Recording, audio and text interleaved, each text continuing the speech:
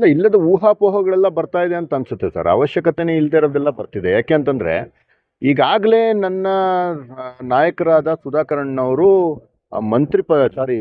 MP ಪದವಿಯನ್ನು ಹೊಂದಿದ್ದಾರೆ.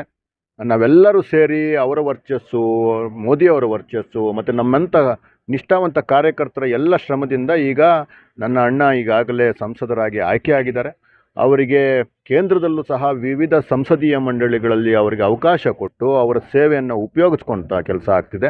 ಇನ್ನು ಬೇರೆ ಬೇರೆ ದೊಡ್ಡ ದೊಡ್ಡ ವಿಚಾರಗಳು ಸುಧಾಕರಣ್ಣಂಗೆ ರಾಜಕೀಯ ಸಮಾಧಿ ಕಟ್ಟೋ ಅಷ್ಟು ದೊಡ್ಡ ಮಾತನ್ನು ನಾನು ಆಡ್ತೀನಿ ಅಥವಾ ಇನ್ಯಾವುದಕ್ಕೂ ಇದು ಮಾಡ್ತೀನಿ ಅನ್ನೋದು ನಿಜಕ್ಕೂ ಅಸಂಬದ್ಧವಾದ ಮಾತು.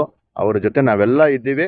ಅವರ ಮಾರ್ಗದರ್ಶನದಲ್ಲೇ, ಅವರ ನಾಯಕತ್ವದಲ್ಲೇ ಪಕ್ಷವನ್ನು ಕಟ್ಟೋರು. ಈಗ ನಿನ್ನೆ ತಾನೇ ಪ್ರೆಸ್ ಮೀಟ್ ಮಾಡಿ ಏನಂತಂದ್ರೆ, ಇವಾಗ ನಾವು ಆಯ್ಕೆ ವಿಚಾರದಲ್ಲಿ, ವಿಜೇಂದ್ರ ಅವರ ಆಯ್ಕೆ ವಿಚಾರದಲ್ಲಿ ಅಧ್ಯಕ್ಷರು ಅಸಮಾಧಾನ ವ್ಯಕ್ತಪಡಿಸಿದ್ದಾರೆ. ಅಂದ್ರೆ ಜಿಲ್ಲಾಧ್ಯಕ್ಷ ವಿಚಾರದಲ್ಲಿ ಅಸಮಾಧಾನ ವ್ಯಕ್ತಪಡಿಸಿದ್ದಾರೆ. ವಿಜೇಂದ್ರಗೆ ರಾಜಕೀಯ ಅನುಭವದ ಕೊರತೆ ಇದೆ, ಬಿಜೆಪಿಯನ್ನ ಸರ್ವನಾಶ ಮಾಡಕ್ಕೆ ಹೊರಟಿದ್ದಾರೆ ಅಂತ ಮಾಡ್ತಾರೆ. ವಿಶ್ವಾಸ ತಗೊಂಡಿಲ್ಲ ಅಂತ, ವಿಶ್ವಾಸ ತಗೊಂಡಿದ್ದರನ್ನೇ ಆಯ್ಕೆ ಮಾಡಿದ್ರೆ ಜಿಲ್ಲಾಧ್ಯಕ್ಷರ ಆಯ್ಕೆ ಅಂತ ಅಸಮಾಧಾನ. ಪದೇ ಪದೇ ಹೇಳ್ತಾ ಇದ್ದೀವಿ, ಜಿಲ್ಲಾಧ್ಯಕ್ಷರ ಆಯ್ಕೆ ಏಕಪಕ್ಷೀಯ ನಿರ್ಧಾರ ಅಲ್ಲ. ಜಿಲ್ಲಾಧ್ಯಕ್ಷರ ಆಯ್ಕೆ ಇಡೀ ಪಕ್ಷದ ಏನು ನಮ್ಮ ಸಿಸ್ಟಮ್ ಇದೆ, ಆಂತರಿಕ ಏನು ಒಂದು ಚುನಾವಣೆ ನಡೆಯುವಂಥ ಸಿಸ್ಟಮ್ ಇದೆ, ಇದು ಹಂತಗಳಲ್ಲಿ 2-3 ತಿಂಗಳಿಂದ ನಡ್ಕೊಂಡ್ಬಂದಿರೋ ಅಂಥ ಸಿಸ್ಟಮ್. ಆ ಸಿಸ್ಟಮ್ ಪ್ರಕಾರ ಎಲ್ಲರನ್ನೂ ಮಾತಾಡಿ ಪ್ರತಿಯೊಬ್ಬರ ಅಭಿಪ್ರಾಯ ತಗೊಂಡು, ಅದ್ರ ಜೊತೆಗೆ ಸಂಘ ನಂದ ಏನಿದೆ BJPಗೆ ತಾಯಿ ಸಮಾನವಾಗಿರುವಂತಹ ರಾಷ್ಟ್ರೀಯ ಸ್ವಯಂ ಸೇವಕ ಸಂಘದ ಒಂದು ಅಭಿಪ್ರಾಯ ಸಹ ತಗೊಂಡು, ಮತ್ತು ಜನಗಳ ಅಭಿಪ್ರಾಯ ತಗೊಂಡು, ಪದಾಧಿಕಾರಿಗಳ ಅಭಿಪ್ರಾಯ ತಗೊಂಡು ಒಂದು ಕೋರ್ ಕಮಿಟಿ ಮಾಡಿದ್ರು ಎಲ್ಲಿ ನಮ್ಮ ಬೆಂಗಳೂರಿನಲ್ಲಿ. ಆ ಕೋರ್ ಕಮಿಟಿನಲ್ಲಿ 5 ಜನ ಇದ್ದಿದ್ದಂಥ ಲಿಸ್ಟನ್ನು 3 ಜನಕ್ಕೆ ತಂದರು. ಆ 3 ಜನದ ಲಿಸ್ಟನ್ನು ದೆಹಲಿಗೆ ಕಳಿಸಿ, ಅಲ್ಲಿಂದ ಯಾರು ವೀಕ್ಷಕರು ಬಂದಿದ್ರು, ಆಂಧ್ರದಿಂದ ಒಬ್ಬರು ಬಂದಿದ್ರು, ದೆಹಲಿಯಿಂದ ಒಬ್ಬರು ಬಂದಿದ್ರು, ಈ ರೀತಿ 3-4 ಏನು ರಾಷ್ಟ್ರ ನಾಯಕರ ವೀಕ್ಷಣೆಯಲ್ಲಿ, ಅವರ ಅಬ್ಸರ್ವೇಷನಲ್ಲಿ ನಡೆದಿರೋ ಅಂತಹ ಕೆಲಸ. ಯಾರು ಸಂದೀಪ್ ರೆಡ್ಡಿ, ಎಲ್ಲರಿಗೂ ಇನ್ನೊಂದು ವಿಷಯ ನಾನು ಹೇಳಕ್ಕೆ ಇಷ್ಟಪಡ್ತೀನಿ. ನಾನು ಇದುವರೆಗೂ ವಿಜಯೇಂದ್ರಣ್ಣನ ಮುಖತಃ ನೋಡಿಲ್ಲ. ವಿಜಯೇಂದ್ರಣ್ಣನವರ ಜೊತೆ ಫೋನಲ್ಲಿ ಸಹ ಇದುವರೆಗೂ ನಾನು ಮಾತಾಡಿಲ್ಲ. ವಿಜಯೇಂದ್ರಣ್ಣನಿಗೆ ನನಗೆ ಯಾವುದೇ ಡೈರೆಕ್ಟ್ ಕಾಂಟ್ಯಾಕ್ಟ್ಸ್ ಇದುವರೆಗೂ ಇಲ್ಲ. ನನ್ನ ಕೆಲಸನ ನೋಡಿ ಇವತ್ತು ಏನು ನನಗೆ ಅವಕಾಶ ಕೊಟ್ಟಿದ್ದಾರೆ, ಇದು ಪಕ್ಷದ ಸಿದ್ಧಾಂತದ ಮೇಲೆ ನಡೆದಿರುವಂಥ ಕೆಲಸ. ನಾನು ಚುನಾಯಿತ ಆದಮೇಲೆ, ಆಯ್ಕೆ ಆದಮೇಲೆ ಒಂದು 30 ಸೆಕೆಂಡ್ 50 ಸೆಕೆಂಡ್ಗಳ ಕಾಲ ಮಾತ್ರ ನಮ್ಮ ವಿಜೇಂದ್ರಣ್ಣ ಅವರು ಫೋನ್ ಮಾಡಿ ಚೆನ್ನಾಗಿ ಕೆಲಸ ಮಾಡಬೇಕಪ್ಪ, ಪಕ್ಷವನ್ನು ಕಟ್ಟುವಂಥ ಕೆಲಸ ಮಾಡು ಅಂತ ಹೇಳಿದ್ದಾರೆ. ಬಿಟ್ಟರೆ ನನಗೂ ಮತ್ತು ವಿಜೇಂದ್ರಣ್ಣಂಗೆ ಯಾವುದೇ ಆದ ಬೇರೆ ವಿಧಿಯಾದ ಸ್ನೇಹನೂ ಇಲ್ಲ, ಪರಿಚಯ ಕೂಡ ಇಲ್ಲ ಅನ್ನೋದನ್ನು ಈ ಮುಖಾಂತರ ನಿಮ್ಗೆ ಹೇಳ್ತೀನಿ. ಯಾವುದೇ ರೀತಿಯ ಏಕಪಕ್ಷೀಯ ನಿರ್ಧಾರ ಆ ಥರ ಎಲ್ಲ ಹೇಳಿ ನನ್ನ ನಾಯಕರು, ನನ್ನ ರಾಜ್ಯಾಧ್ಯಕ್ಷರು ಆದ ವಿಜೇಂದ್ರಣ್ಣನವರ ವರ್ಚಸ್ಸಿಗೆ ಕುಂದು ತರೋ ಅಂಥ ಕೆಲಸ ದಯವಿಟ್ಟು ಮಾಡಬೇಡಿ. ನೀವೆಲ್ಲ ಏನಾದರೂ ಮಾತಾಡಿದ್ರೆ ನನ್ನ ಪಕ್ಷಕ್ಕೆ ಕುಂದಾಗುತ್ತೆ. ನಾನು ಸವಿನಯವಾಗಿ ಪ್ರಾರ್ಥನೆ ಮಾಡ್ತಾ ಇದ್ದೀನಿ. ಅನೇಕ ಜನಗಳ ಬಲಿದಾನದ ಫಲ ಇವತ್ತು ನಾವು ಪಕ್ಷದಲ್ಲಿ ಉಣ್ತಾ ಇದ್ದೀವಿ. ದಯವಿಟ್ಟು ಅವರಿಗೆ ಗೌರವ ಕೊಡುವಂತಹ, ದೇಶ ಕಟ್ಟುವಂಥ ಕೆಲಸನ ನಾವೆಲ್ಲರೂ ಸೇರಿ ಮಾಡೋಣ. ಏನಾದರೂ ಸಣ್ಣ ಪುಟ್ಟ ಅಸಮಾಧಾನಗಳಿದ್ರೆ 4 ಗೋಡೆಗಳ ಮಧ್ಯೆ ಪರಿಹರಿಸ್ಕೊಳ್ಳೋಣ ಅಂತ ಈ ಮೂಲಕ ನಿಮ್ಮ ಮುಖಾಂತರ ನಾನು ವಿನಯವಾಗಿ ಅವ್ರನ್ನೆಲ್ಲ ಪ್ರಾರ್ಥನೆ ಮಾಡ್ತಾ ಇದ್ದೀನಿ. ಸರ್, ಯಾರು ಬಹಿರಂಗವಾಗಿ ಬಂಡಾಯ ಎದ್ದಿದ್ದಾರೆ ಅಂತ ನಾವೆಲ್ಲ ಹೇಳ್ತಿದ್ದೀರ, ಎಲ್ಲರೂ ನನ್ನ ಸ್ನೇಹಿತರು, ನನ್ನ ಅಣ್ಣ ತಮ್ಮಂದರು, ನನ್ನನ್ನು ಪ್ರೀತಿಸುವಂಥವ್ರು, ನನ್ನನ್ನು ಬೆಳೆಸುವಂಥವ್ರು. ಬೇರೆ ಬೇರೆ ಕಾರಣಗಳಿಗೆ ಅವರು ವಿಧಿ ಇಲ್ಲದೆ ಏನೋ ಒಂದಷ್ಟು ಮಾಡಿರ್ಬೋದು, ಒಂದು ಅಸಮಾಧಾನ ಆಗಿರ್ಬೋದು. ಬಿಟ್ಟರೆ ಅವರೆಲ್ಲರೂ ನನ್ನ ಅಣ್ಣಂದರು. ನಮ್ಮ ಮನೆ ಫಂಕ್ಷನ್ ಆದರೆ ಅವ್ರು ಬರ್ತಾರೆ, ಅವ್ರ ಮನೆ ಫಂಕ್ಷನ್ ಆದರೆ ನಾವು ಎಗರು ಕೊಟ್ಕೊಂಡು ನಿಂತ್ಕೊಂಡು ಮಾಡೋಂಥ ಕೆಲಸ ಇದೆ. ಇವತ್ತು ಅಥವಾ ನಾಳೆ ಎಲ್ಲರನ್ನೂ ಭೇಟಿ ಮಾಡಿದ್ದೇನೆ, ಎಲ್ಲರ ಜೊತೆ ಚೆನ್ನಾಗಿದ್ದೇನೆ. ಈಗಾಗಲೇ ಅವ್ರ ಜೊತೆ ಎಲ್ಲರ ಜೊತೆ ನಾನು ಫೋನ್ ಸಂಪರ್ಕದಲ್ಲಿದ್ದೇನೆ. ಎಲ್ಲರ ಜೊತೆನೂ ಎಲ್ಲರನ್ನೂ ವಿಶ್ವಾಸಕ್ಕೆ ತಗೊಂಡು ಅವ್ರ ಮುಖಾಂತರನೇ ಪಕ್ಷ ಕಟ್ಟೋದು ಇಳಿಯೋಕ್ಕೆ ರೆಡಿ ಇದ್ದೀನಿ. ನನಗೆ ಅವರೆಲ್ಲ ಸ್ನೇಹಿತರೆ, ಅವರೆಲ್ಲ ನನಗೆ ಬೇಕು. ಅವ್ರ ಜೊತೆನೇ ಪಕ್ಷ ಕಟ್ಟೋನಿದ್ದೀನಿ. ನೋಡಿ, ನಮ್ಮದು ಕೇಡರ್ ಬೇಸ್ಡ್ ಪಾರ್ಟಿ. ತಳಮಟ್ಟದಿಂದ ಕಾರ್ಯಕರ್ತರನ್ನು ಗುರುತಿಸುವಂತಹ, ಬೆಳೆಸುವಂತಹ ಕೆಲಸವನ್ನು ಈಗಾಗಲೇ ನನ್ನ ಪಕ್ಷ ಮಾಡಿದೆ. ಅದನ್ನು ಮುಂದಿನ ಹಂತಕ್ಕೆ ತಗೊಂಡೋಗುವಂಥ ಕೆಲಸನ ಹಿರಿಯರ ಜೊತೆ ಗೂಡಿ ಮತ್ತು ಯುವಕರನ್ನೆಲ್ಲ ಸೇರಿಸಿ, ಅನುಭವಸ್ಥರನ್ನೆಲ್ಲ ಸೇರಿಸಿ, ಅವರ ಅನುಭವಗಳನ್ನು ತಗೊಂಡು ಯುವಕರ ಶಕ್ತಿಯನ್ನು ಒಗ್ಗೂಡಿಸಿ ಪಕ್ಷವನ್ನು ಕಟ್ಟುವಂಥ ಕೆಲಸ ಮಾಡ್ತೀವಿ. ಹೋಬಳಿಗೆ ಪ್ರತಿ ಪಂಚಾಯತಿಗೂ ಭೇಟಿ ಕೊಡುವಂತಹ ಕಾರ್ಯಕ್ರಮ ಇದೆ ಇಡೀ ಜಿಲ್ಲೆಯಲ್ಲಿ.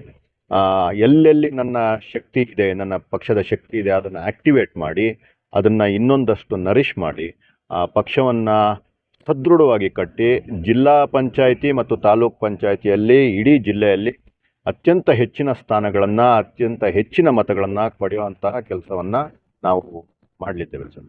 ಜಿಲ್ಲಾಧ್ಯಕ್ಷರಾದ ನಂತರ ಡಾಕ್ಟರ್ ಕೆ ಸುಧಾಕರ್ ಅವ್ರನ್ನ ಏನಾದರೂ ಮೀಟ್ ಆಗುವಂತ ಕೆಲಸ ಮಾಡಿದ್ರ? ನಿನ್ನೆ ಸಾಯಂಕಾಲ ಸುಧಾಕರಣ್ಣ ಅವರ ಮನೆ ಹತ್ರ ಹೋಗಿದ್ದೆ. ಅವರು ಆಗ್ತಾನೆ ಎಲ್ಲೋ ಹೊರಗಡೆ ಹೋಗಿದ್ದಾರೆ ಅಂತ ಅವರ ಸಿಬ್ಬಂದಿ ವರ್ಗ ಹೇಳಿದ್ರು. ಅದರ ಜೊತೆಗೆ ಅವರಿಗೆ ಫೋನ್ ಕಡೆ ಮಾಡೋಕ್ಕೆ ಕೂಡ ಪ್ರಯತ್ನ ಪಟ್ಟೆ, ಬ್ಯುಸಿ ಇದ್ದರು ಅಂತ ಅನಿಸುತ್ತೆ.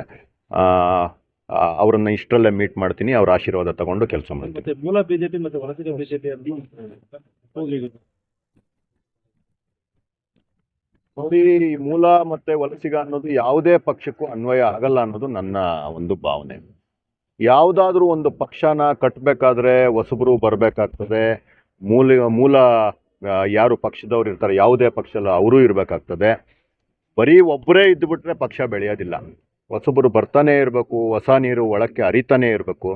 ಆಗಲೇ ಆ ಪಕ್ಷಕ್ಕೆ, ಆ ಸಂಘಟನೆಗೆ ಒಂದು ಶಕ್ತಿ ಬರೋಂಥ. ಯಾರೋ ನಾವು ಹಳಬರು ಮಾತ್ರ ಇದ್ದೀವಿ, ನಾವು ಮಾತ್ರ ಕಟ್ಕೊತೀವಿ ಅನ್ನೋದು ಅಲ್ಲ. ಮೂಲ ಮತ್ತು ವಲಸಿಗ ಅನ್ನೋದು ಎಲ್ಲೂ ಬರ್ತಿಲ್ಲ. ಯಾರೋ ಒಂದಷ್ಟು ಜನ ಮಾತ್ರ ಇದನ್ನು ತೇಲಿಬಿಟ್ಟಿದ್ದಾರೆ ಅನ್ನೋದು ನನ್ನ ಅಭಿಪ್ರಾಯ. ಈಗ ಸುಧಾಕರ್ ಅವರು ಬಂದಾಗಲಿ ಅಥವಾ 12-13 ವರ್ಷದಿಂದ ನಾನು ಬಂದಾಗಲಿ ಈ ನನ್ನ ಪಕ್ಷದ ಎಲ್ಲ ಕಾರ್ಯಕರ್ತರು, ಎಲ್ಲ ನಾಯಕರು ತಮ್ಮ ತೆಕ್ಕೆಯಲ್ಲಿ ತಗೊಂಡಿದ್ದಾರೆ, ನಮ್ಮನ್ನು ಗೌರವದಿಂದ ನಡೆಸ್ತಿದ್ದಾರೆ. ಆ ರೀತಿ ಮೂಲ ಮತ್ತು ವಲಸಿಗ ಅನ್ನೋದು ಯಾವುದೇ ಸಂಘಟನೆಗೂ ಅಪ್ಲಿಕೇಬಲ್ ಅಲ್ಲ ಅನ್ನೋದು ನನ್ನ ಭಾವನೆ. ಲೋಕಸಭಾ ಚುನಾವಣೆಯಲ್ಲಿ ನೋಡಿ, ಸುಧಾಕರಣ್ಣ ಅವರು ಯಾವುದೇ ಕಾರಣಕ್ಕೂ MP ಎಲೆಕ್ಷನಲ್ಲಿ ನಾನು ಅವ್ರ ಜೊತೆ ನಿಂತಿಲ್ಲ, ಬೈ ಎಲೆಕ್ಷನಲ್ಲಿ ನಾನು ಅವ್ರ ಜೊತೆ ನಿಂತಿಲ್ಲ ಅಂತ ಹೇಳಿರೋದು ನನಗೆಲ್ಲೂ ಕಂಡಿಲ್ಲ. ಏನೋ ಒಂದು ಸಣ್ಣ ಅಸಮಾಧಾನ ಯಾಕಾಗಿದೆ ಅನ್ನೋದು ನನಗೆ ಗೊತ್ತಿಲ್ಲ. ನಿಮಗೆಲ್ಲ ಚಿಕ್ಕಬಳ್ಳಾಪುರದ ಎಲ್ಲ ಜನತೆಗೆ ಗೊತ್ತಿದೆ, ಮತ್ತು ಜಿಲ್ಲೆಯ ಎಲ್ಲ ಜನತೆಗೆ ಗೊತ್ತಿದೆ. ನಾನು ಸುಧಾಕರಣ್ಣನ ಹೆಗಲು ಕೊಟ್ಟು ನನ್ನ ತನು ಮನ ಧನಗಳನ್ನೆಲ್ಲ ಅರ್ಪಿಸಿಕೊಂಡು ಏನು ನಮ್ಮ ಲೋಕಸಭಾ ಚುನಾವಣೆಯಲ್ಲಿ ನರೇಂದ್ರ ಮೋದಿಜಿಯವರ ಪರವಾಗಿ ಮಾಡಿದ ಭಾಷಣಗಳಾಗಿರ್ಬೋದು, ಅವರ ಪರವಾಗಿ ಮಾಡಿದ ರ್ಯಾಲಿಗಳಿರ್ಬೋದು, ಅವರ ಪರವಾಗಿ ಮನೆಗೆ ನಾನು ಹೋಗಿ ಏನು ವೋಟ್ಗಾಗಿ ಬೇಡಿಕೆ ಇಟ್ಟೆ, ಮತ್ತು ಅದರ ಜೊತೆಗೆ ಒಂದಷ್ಟು ಆಶ್ವಾಸನೆಗಳನ್ನು ಏನು ನಾನು ಸ್ವಂತವಾಗಿ ಕೊಟ್ಟಿದ್ದೆ ಅದನ್ನು ಸಹ ಈಡೇರಿಸುವಂಥ ಎಲ್ಲ ನಿದರ್ಶನಗಳು ನಿಮ್ಗೆಲ್ಲರಿಗೂ ಸಿಗುತ್ತೆ. ಇಡೀ ಚಿಕ್ಕಬಳ್ಳಾಪುರದ ಜನತೆಗೆ ಅದರ ಬಗ್ಗೆ ಗೊತ್ತಿದೆ. ಇದು ಸಹ ಯಾರೋ ಬೇರೆಯವರು ಈ ಒಂದು ಮಾತನ್ನ ಕಿಡಿಗೇಡಿಗಳು ತೇಲಿ ಬಿಡ್ತಾ ಇದ್ದಾರೆ ಬಿಟ್ರೆ, ಸುಧಾಕರಣ್ಣವರು ಯಾವತ್ತೂ ನನ್ನ ಪರವಾಗಿ ಕೆಲಸ ಮಾಡಿಲ್ಲ ಅಂತ ಹೇಳಿಲ್ಲ ಅನ್ನೋದು ನನ್ನ ಭಾವನೆ, ಇದುವರೆಗೂ ನಾನು ನೋಡಿರೋ ವಿಡಿಯೋಗಳ ಪ್ರಕಾರ. ವಿಶ್ವನಾಥ್ ಅವರಿಗೆ ಟಿಕೆಟ್ ಕೊಟ್ಟರು, ಟಿಕೆಟ್ ಕೇಳೋ ಸಂದರ್ಭದಲ್ಲಿ ವಿಶ್ವನಾಥ್ ಅವ್ರಿಗೆ ಸಪೋರ್ಟ್ ಮಾಡಿದ್ರು, ನಮಗೆ ಸಪೋರ್ಟ್ ಮಾಡಲಿಲ್ಲ. ಗೆದ್ದಾಗೂ ಅದೇ ರೀತಿ ಹೇಳಿದ್ರು. ನೋಡಿ, ಆಂತರಿಕ ಪ್ರಜಾಪ್ರಭುತ್ವ ಇರುವಂತಹ ಪಕ್ಷ ನಮ್ಮದು. ಪಕ್ಷದಲ್ಲಿ ಈಗಲೂ ಸಹ ಈಗ ನೋಡಿ, ನನಗೆ ಒಂದು 4-5 ಜನ ನಾವು ಜಿಲ್ಲಾಧ್ಯಕ್ಷ ಆಕಾಂಕ್ಷಿಗಳಾಗಿದ್ವಿ. ಒಬ್ಬೊಬ್ರು ಸಪೋರ್ಟ್ ಮಾಡ್ತಾರೆ. ಸಪೋರ್ಟ್ ಯಾರಿಗೇ ಮಾಡಿದ್ರು ಸಹ ಆದೇಶ ಬಂದ ಮೇಲೆ ಪಕ್ಷದ ಆದೇಶ ಯಾರ ಪರವಾಗಿ ಬರುತ್ತೋ ಅವರ ಜೊತೆ ನಿಂತ್ಕೊಂಡು ಕೆಲಸ ಮಾಡುವಂತಹ ಕೆಲಸ ಎಲ್ಲರೂ ಮಾಡಬೇಕು. ಅದೇ ರೀತಿಯೇ ಈಗ ನಾವು ಸಹಜವಾಗಿಯೇ ನನ್ನ ಆತ್ಮೀಯರು ಅಲೋಕ್ ಅವ್ರ ಪರವಾಗಿ ನಾವು ಟಿಕೆಟ್ ಕೇಳಿದ್ ನಿಜ. ಬಟ್ ಟಿಕೆಟ್ ಸಿಕ್ಕಿಲ್ಲ ಅಂತ ಹೇಳ್ಬಿಟ್ಟು ಒಂದೇ ಒಂದು ಚಕಾರ ಕೂಡ ನಾವು ಪಕ್ಷದ ವಿರುದ್ಧವಾಗಲಿ ಸುಧಾಕರ್ ಅವ್ರ ವಿರುದ್ಧವಾಗಲಿ ಎತ್ತಿಲ್ಲ. ಅದು ತಮ್ಗೆಲ್ಲರಿಗೂ ಗೊತ್ತಿದೆ. ಆ ರೀತಿ ಒಂದೇ ಒಂದು ಚಕಾರ ಆಗಲಿ ಒಂದು ನನ್ನ ಕಡೆಯಿಂದ ಏನಾದರೂ ಬಂದಿದ್ರೆ ತಾವು ತೋರಿಸ್ಬೋದು.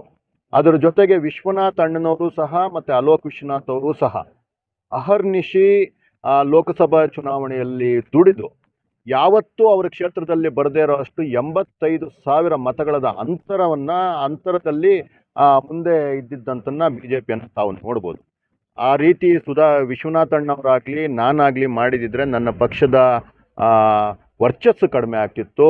ನನ್ನ ಪಕ್ಷದ ಮೇಲೆ ನನಗಿದ್ದಂಥ ಬದ್ಧತೆಯ ಪ್ರಶ್ನೆ ಹೇಳ್ತಾ ಇತ್ತು. ಆ ರೀತಿ ಯಾವುದೇ ಕುಂದು ಬರ್ದಿರಂಗೆ ನಾನಾಗಲಿ ನನ್ನ ನಾಯಕರಾದ ವಿಶ್ವನಾಥ್ ಅಣ್ಣ ಆಗಲಿ ಹಾಗೂ ಪ್ರತಿಯೊಬ್ಬರು ಸಹ ಇನ್ಕ್ಲೂಡಿಂಗ್ ಏನು ಮುನಿರಾಜು ಅವರು ಏನಿದ್ದಾರೆ ಬಾಗೇಪಲ್ಲಿಯಲ್ಲಿ ಅವರಾಗಲಿ, ನಮ್ಮ ಸೀಕಲ್ ರಾಮಚಂದ್ರೇಗೌಡರು ಶಿಡ್ಲಘಟ್ಟದವ್ರು ಆದರೂ ಸಹ ಗೌರಿಬಿದನೂರಿನಲ್ಲಿ ಹೋಗಿ ಕುಳಿತು ಅವರು ಕೆಲಸ ಮಾಡಿದ್ದಾಗಲಿ, ಪ್ರತಿಯೊಬ್ಬರು ನೀವು ಅಬ್ಸರ್ವ್ ಮಾಡಿದ್ರೆ ಯಾರೂ ಪಕ್ಷಕ್ಕೆ ದ್ರೋಹ ಮಾಡಿರುವಂಥ ಕೆಲಸ ಮಾಡಿಲ್ಲ.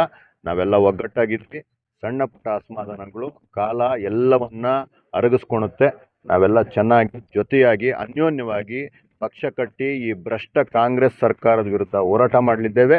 ಮತ್ತು ನನ್ನ ಜನತೆಗೆ ಏನು ಸರ್ಕಾರದಿಂದ ಸಿಗಬೇಕು, ಈ ವ್ಯವಸ್ಥೆಯಿಂದ ಸಿಗಬೇಕು, ಅದನ್ನು ಕೆಲಸ ಮಾಡುವಂಥ ಪ್ರಾಮಾಣಿಕ ಪ್ರಯತ್ನವನ್ನು BJP ಪಕ್ಷದ ಎಲ್ಲ ನಾವು ಮುಖಂಡರು ಕಾರ್ಯಕರ್ತರು ಮಾಡಿದ್ದೇವೆ. ಚಿಕ್ಕಬಳ್ಳಾಪುರದಲ್ಲಿ seniors ಯಾವ ವಿಷಯದಲ್ಲಿ